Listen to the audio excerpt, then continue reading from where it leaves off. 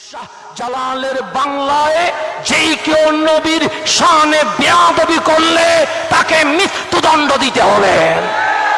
এটা আমাদের এক নাম্বার দাবি। দুই নাম্বার দাবি, এই সোনার বাংলায় আমরা বসবাস করি।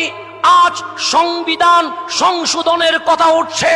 শাহজালালের বাংলায় 90% মুসলমানের দেশে বাংলার সংবিধান আল কোরআনের আলোকেই করতে হবে এবং মদিনা সনদকে সামনে রেখে বাংলার সংবিধানের বাস্তবায়ন চায়। 3 নম্বর, আমার কামলিওয়ালা রসুল এসেছে, কোরআন এসেছে মানবতার মানুষত্বের অধিকার ফিরিয়ে দিতে।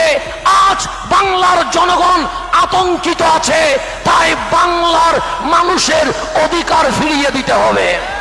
4 নম্বর, এই সোনার বাংলায় ইসলাম বেশি আসে নাই।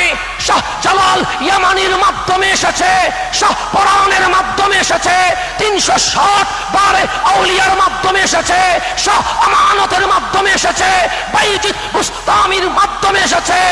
আজ বৈষম্য মুক্ত সমাজে দেখতে হয় যাদের মাধ্যমে ইসলাম পেয়েছি তাদের মাজার ভাঙার ষড়যন্ত্র লিপ্ত হয়েছে।